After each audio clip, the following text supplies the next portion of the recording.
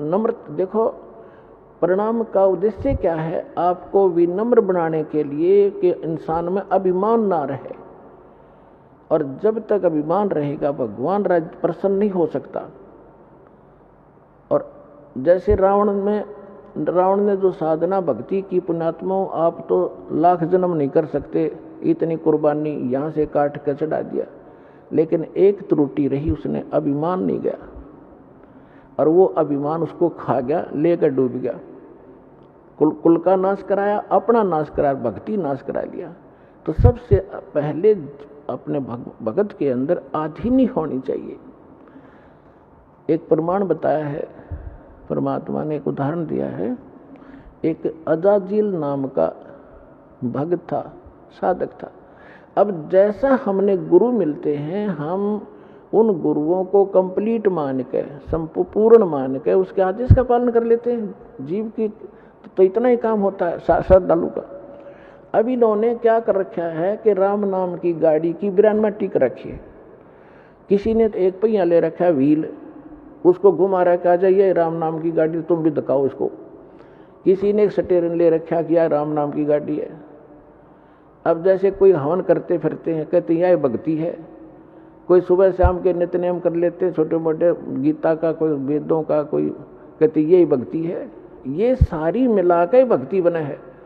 तो उसको एक पहिया दे रखा था, उसके गुरु ने कि बेटा प्रणाम करा कर, और प्रणाम करने से तेरा स्वर्ग में वास हो जाए। क्योंकि ये जो यज्ञ हैं, जब तक हमें सत्साधना न मिलती है, स्वर्ग तक की साधना है। लेकिन हम इन यज्ञों को स्वर्ग के लिए नहीं, अपने मोक्ष के लिए प्रयोग करेंगे।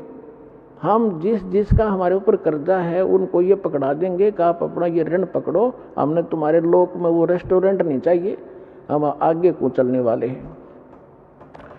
उस अजाजिल ने अपने जीवन काल में, पहले लाखों वर्षों की आयु होती थी, 1 अरब प्रणाम की, दंडवत प्रणाम लेट लेट के। और जब वो ऊपर गया, विष्णु जी को इष्ट मानता था, विष्णु जी के लोक में गया।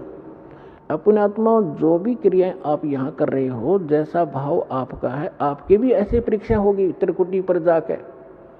और जैसी श्रद्धा आपकी इस दास के प्रति यहाँ होगी, ऐसी वहाँ होगी, तो वहाँ परमात्मा आपको इस दास के रूप में मिलेगा।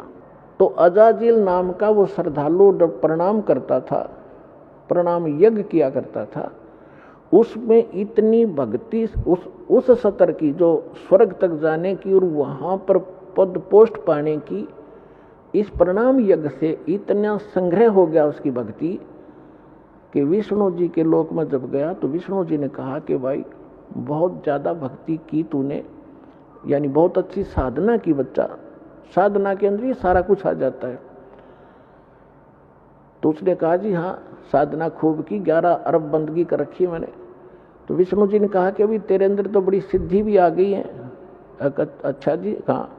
एक बच्चा बना दे, एक लड़का उत्पन्न कर। तो उसने कहा जी कैसे करूं, मुझे तो पता नहीं। तो भगवान ने कहा विष्णु जी ने कि ये कह दे कि नर भव। उसने ऐसे कह दिया नर भव। एक जवान लड़का सामने खड़ा हो गया। तो भगवान विष्णु ने कहा कि ये तेरे वचन से उत्पन्न है और ये तेरा पुत्र हो गया, वचन का पुत्र हो गया। बोला अच्छा ठीक है, और खुश हो गया कि देख मेरे में कितनी शक्ति होगी।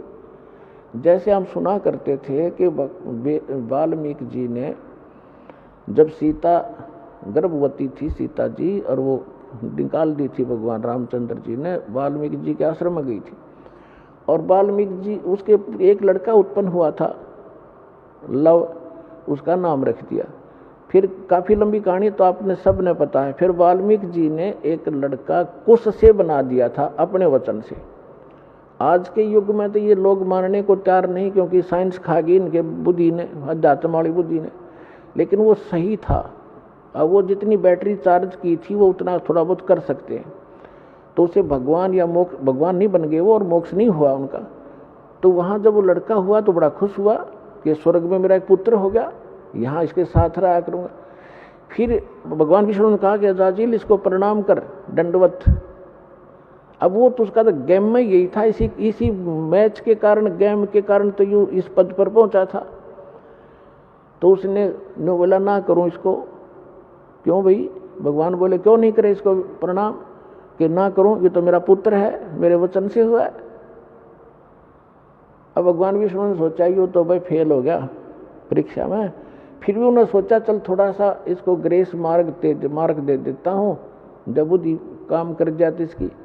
उस लड़के को अपने जहां वो खड़े थे बाउंड्री के अंदर, उससे परली साइड भेज दिया। और उसमें एक गेट था, इतना एक बाईपास रास्ता था, उसमें झुक कर जाना पड़ता था नो बाहर निकलने के लिए। वो लड़का तो परली साइड निकल के खड़ा हो गया। अब भगवान ने सोचा इस अजाजिल को मैं इस गेट से निकाल ले चलता हूं, और ये झुके ज्ञाना से झुक कर निकलेगा तो मैं मान लूंगा भाई चल इसका ये नाश ना होगा भक्ति का, जिसे भी इसने भक्ति की है। तो भगवान भी समेत मुकुट के झुक कर निकल के, उसका सामने लड़का खड़ा था। अजाजिल से कहा कि आजा अजाजिल, तुझे स्वर्ग की सैर करा के लाता हूं। तो अजाजिल बोला मैं सब जानता हूं, तू छलिया है, तो मेरी फिर मजाक करेगा कि देखा ना मैं झुक के निकलूंगा तो परिणाम हो जाएगा मेरा लड़के को, और तो आप जो है ना मेरे साथ धोखा करना चाहते हैं, मैं ऐसा अनजान नहीं हूं, बिल्कुल नहीं करूंगा, नहीं आऊंगा। तो परमात्मा बोले जा भूतनी के निकल यहां से। वो वहां से पटक दिया ठाक है, और सारी वह भक्ति कैंसिल कर दी। कहते हैं बेअदबी भावनी साहिब के ताही अजाजिल की बंदगी पलमा ही भाई। जब प्रणाम कर रहा है और जिस उद्देश्य को लेकर करा, फिर वो अकड़नियों की नो खाक तो ने वो साधना की, क्या रिहर्सल किया। तो पुण्यात्माओं, ये जो रिहर्सल आपसे कराई